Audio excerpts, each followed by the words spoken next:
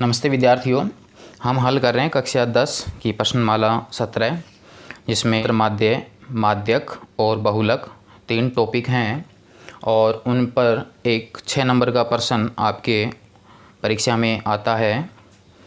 जो अंतिम प्रश्न होता है वह आपके इसी प्रश्नावली से होता है। माध्य बराबर हो जाता है दिए गए आंकड़ों का योग बटा आंकड़ों की संख्या, या जो भी चर आपको दे रखे हैं उन चरों का योग बटा चरों की कुल संख्या। अब यदि आपको प्रश्न बंटन के रूप में देता है, एक बंटन सारणी के रूप में देता है, तो उसका माध्य ज्ञात करने का जो तरीका होगा वह निम्न प्रकार से होगा। तो जैसे मान लीजिए आपके यहाँ पर एक बंटन सारणी दे रखी है, तो जैसे यहाँ दे रखा है कि बच्चों की संख्या और परिवारों की संख्या। बच्चों की संख्या 1 है, तो जिस घर में एक बच्चा हो ऐसे परिवारों की संख्या कितनी है? 45। 2 बच्चे हैं तो उनकी संख्या कितनी है? 25। तो 2 की पुनरावृत्ति कितनी बार हो रही है? 25 बार। तो इसका मतलब हो गया कि ये परिवारों की संख्या जो है वह हो गई उनकी बारंबारता, जिसको दर्शा दिया हमने किससे? एफ से, फ्रीक्वेंसी। और बच्चों की संख्या ये हो गए हमारे पास इनके चर, तो इसको दर्शा दिया हमने किससे? एक्स से। तो जो प्रश्न आपको दे रखा है यदि वह आपके वर्गीकृत सारणी नहीं है, सिर्फ आंकड़े दे रखे हैं सीधे आपके, तो उस समय आपको 3 कॉलम बनाने हैं और तीसरा जो कॉलम होगा उसमें आपके पास एफ और एक्स को गुणा कर देना है। एक्स वाला मान जो आपको दिए गए आंकड़े हैं वो, और परिवारों की संख्या वो हो गया आपके पास एफ का मान। तो अब इन दोनों कॉलमों को गुणा कर देना है और तीसरे कॉलम में लिखना है। एक आपको करना है कि यहाँ पर एफ का योग करना है, तो यहाँ पर योगफल के लिए यूज़ किया जाता है सिग्मा का। तो यहाँ पर लिख देंगे सिग्मा एफ बराबर, अब इन सब को अगर हम जोड़ लेते हैं तो इसका योगफल आ जाएगा सिग्मा एफ। और तीसरे कॉलम में हमें करना है एफ एक्स का मान, अर्थात एक्स और एफ को गुणा करना है। तो हल करते हैं अब इसे। तो एक को गुणा करना है 45 से, तो अब हमारे पास में आ जाएगा 45। 2 को गुणा करना है कितने से? 25 से, तो अब इसका उत्तर आ जाएगा 50। यहाँ पर 3 को गुणा करना है 19 से, तो 19 को 3 से गुणा करेंगे तो हमारे पास में आ जाएगा कितना? 57। 4 को 8 से गुणा करेंगे तो हमारे पास में आ जाएगा 32। 5 को 2 से गुणा करेंगे तो हमारे पास में आ जाएगा 10। 6 को 1 से गुणा करेंगे तो कितना आ जाएगा? 6। तो समांतर माध्य ज्ञात करने का सबके लिए ये एक ही तरीका है कि अगर आपको एफ वर्गीकृत बारंबारता बंटन सारणी दी जाती है तो यह कॉलम हो जाएगा आपकी चर वाला मान और यह हो जाएगा आपके बारंबारता, एक्स और एफ का मान आपको दिया जाएगा। तीसरा कॉलम आपको बनाना है। चौथा पॉइंट है कि आपको बारंबारताओं का योग करना है। योग करने के लिए सिग्मा का उपयोग किया जाता है। तो इन सब को अगर हम जोड़ लेते हैं तो इनको जोड़ने के ऊपर आपके पास जो भी मान आएगा उसको आप लिख सकते हो। तो इन सब को जोड़ने पर हमारे पास में आ जाता है 100। इसी प्रकार से जो तीसरा कॉलम जो आया हमारे पास में आया एफ एक्स, इसका भी हमें योगफल ज्ञात करना है। तो सिग्मा एफ और एक्स, तो यहाँ से इनको आप जोड़ लीजिए। तो 5 और 7 12, 12 और 2 14, 14 और 6 20, कैरी लग जाएगी 2, 2 और 4 6, 6 और 10 16, 16 और 3 19 और 1 20। तो सिग्मा एफ एक्स का मान कितना आ जाएगा? 200 और सिग्मा एफ का मान कितना आ जाएगा? 100। तो अब हमारे पास सिग्मा एफ एक्स में अगर सिग्मा एफ का भाग दे देते हैं तो समांतर माध्य हमें प्राप्त हो जाता है। सिग्मा एफ एक्स में किसका भाग देना है? सिग्मा एफ का, और आंसर कंप्लीट। तो सूत्र हो जाएगा समांतर माध्य ज्ञात करने का। एक्स बार से इसको दर्शा दिया। सिग्मा एफ एक्स का मान हमने यहाँ से लिख देंगे कितना आ जाएगा? 200, और सिग्मा एफ का मान कितना आ जाएगा? 100। तो यहाँ से आपके पास 00 से 00 कट जाएगी और हमारे पास कितना आ जाएगा? 2। तो एक्स बार हमारे पास कितना आ जाएगा? 2 आ जाएगा। तो यह हो जाएगा इस बारंबारता बंटन का समांतर माध्य। नेक्स्ट एक क्वेश्चन और लेते हैं हम इसी प्रकार का। नेक्स्ट क्वेश्चन लेते हैं हम कि यदि निम्न बंटन का माध्य 7.5 हो तो पी का मान ज्ञात कीजिए। तो इस प्रश्न में हमें ऑलरेडी समांतर माध्य दे चुका है, तो अब हमें पी का मान ज्ञात करना है, अर्थात चर 9 की बारंबारता हमें ज्ञात करनी है। सूत्र वही लगेगा, एक्स बार बराबर सिग्मा एफ एक्स बटा सिग्मा एफ। तो अब इसको हम टेबल के रूप में बना लें। पहला कॉलम हो गया एक्स का, दूसरा कॉलम हो जाएगा हमारे पास एफ का, और तीसरा कॉलम हो जाएगा हमारे पास एफ एक्स का, अर्थात इन दोनों को गुणा करना है। तो 3 को 6 से गुणा करेंगे तो कितना आ जाएगा? 18। 5 को 8 को गुणा करेंगे तो हमारे पास कितना आ जाएगा? 40, 7 को और 15 को गुणा करेंगे तो हमारे पास में आ जाएगा 105, 9 को और p को गुणा करेंगे तो हमारे पास में आ जाएगा 9p, 11 को 8 से गुणा करेंगे तो हमारे पास में आ जाएगा 88, 13 को 4 से गुणा करेंगे तो हमारे पास में आ जाएगा 52। तो अब हमें इसको जोड़ना है। तो अभी हमारे पास यहाँ पर सारे अंक हैं, लेकिन यहाँ पर p एक अलग है। तो यहाँ पर अंकों को जोड़ लें तो 6 और 8 14, 14 और 15 29, 29 और 8 हो जाएगा 37, 37 और 4 हो गया 41। तो 41 प्लस p अलग से जुड़ जाएगा।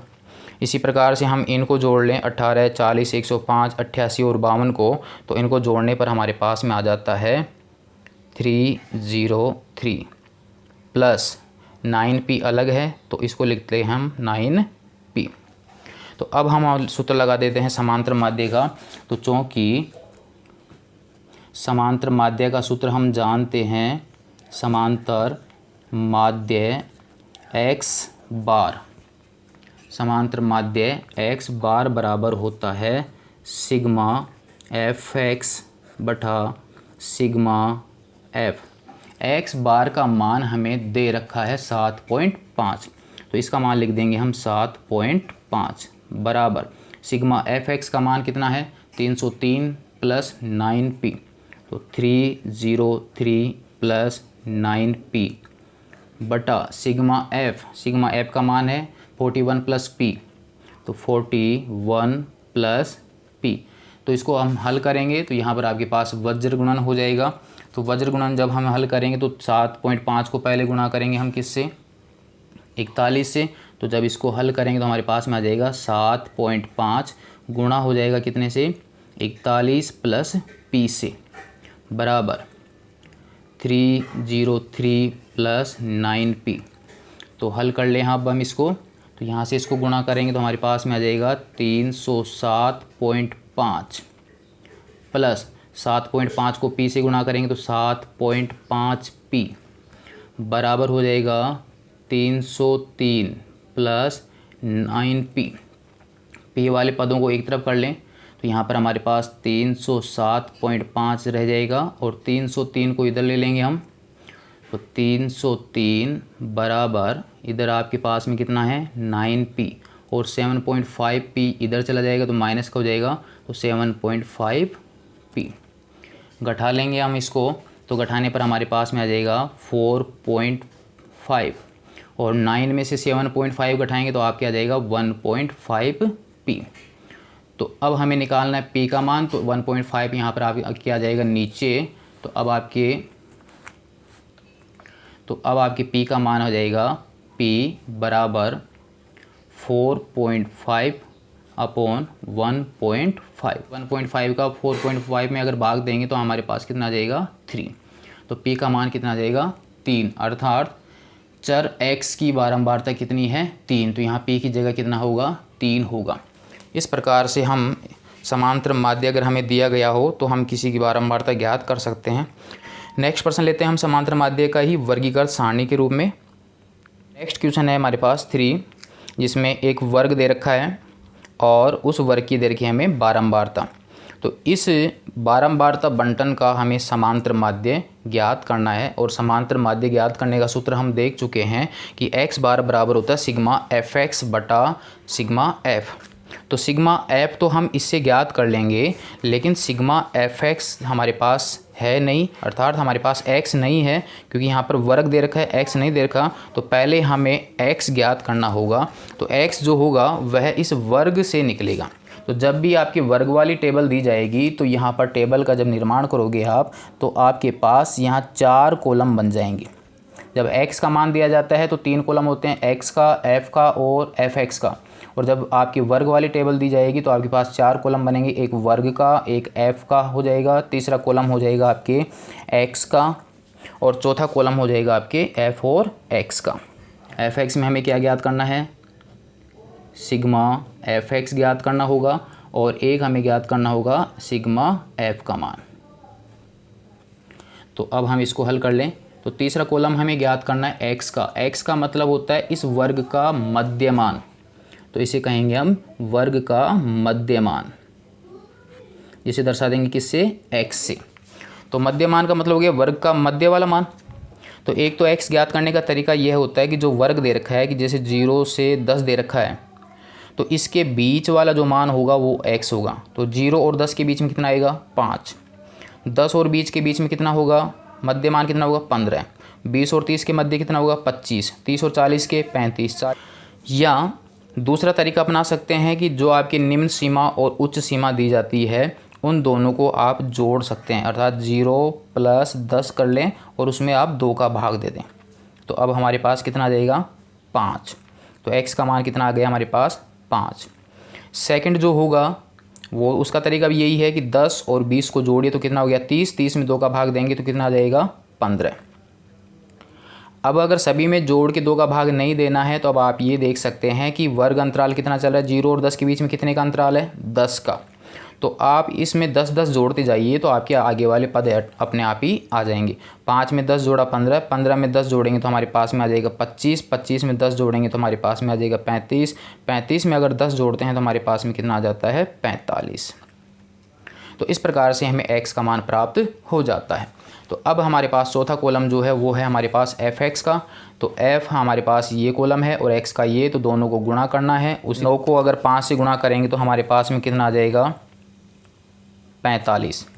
रब कॉपी में हल कर लीजिए। वैसे आप पीछे आपकी कॉपी दी जाती है, उसमें 3 पेजों पे आप रब कॉपी बना सकते हैं। 12 को और 15 को अगर हम गुणा करते हैं तो हमारे पास में आ जाता है 180। 15 को और 25 को अगर हम गुणा करते हैं तो गुणा आप रब कॉपी में करके देख लीजिए। 15 और 25 को गुणा करेंगे तो अब हमारे पास में 15 और 25 को गुणा करते हैं तो इसका हो जाता है 375। 10 को और 35 को गुणा करते हैं तो 0 है, तो आपके पास ये तो सीधा ही आ जाएगा 350।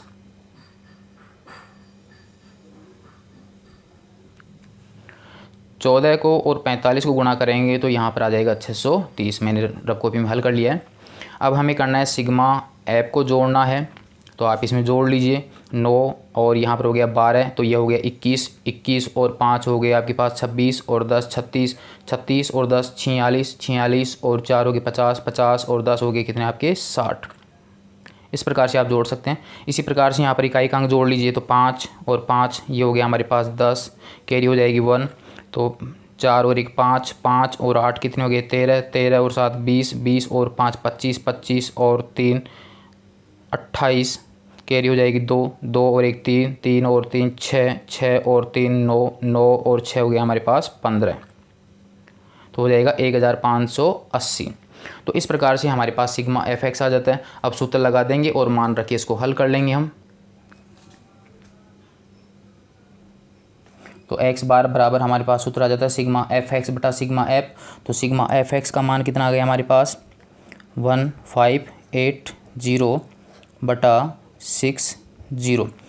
यहाँ 0 से 0 कट जाएगा तो अब हमारे पास में आ जाएगा x बार बराबर 158 डिवाइड हो जाएगा किससे, 6 से।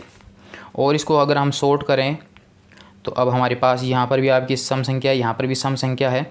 तो अब हमारे पास 6 में 2 अगर 2 का भाग देंगे तो यहाँ 3 आ जाएगा। इसको आप छोटा कर लीजिए तो आपके पास यहाँ पर आ जाएगा 7 और यहाँ पर कितना आ जाएगा, 9। तो अब 79 के अंदर अगर आप 3 का भाग दे लीजिए, रब कॉपी में दे के देख लीजिए। तो अब आपके पास आ जाएगा 3 दूनी, यहाँ पर हो जाएगा 6, यहाँ पर बच गया 1, यहाँ पर हो गया 9, यहाँ पर हो गया 6, यहाँ पर आ जाएगा 18, यहाँ पर बच गया 1 0। तो आपके पास में आ जाएगा, ये रब कॉपी में करके देखना आपको। यहाँ पर आपके पास में 3, तो 10 में अब 3 3 चलता जाएगा। तो फाइनली आंसर आपके पास में आ जाएगा x बार बराबर 26.33। तो यह हो जाएगा इसका समांतर माध्य। ठीक है, तो अब हमने हल कर लिए हैं बहुलक और समांतर माध्य। नेक्स्ट में हम हल करेंगे माध्यक पर आधारित प्रश्न। धन्यवाद।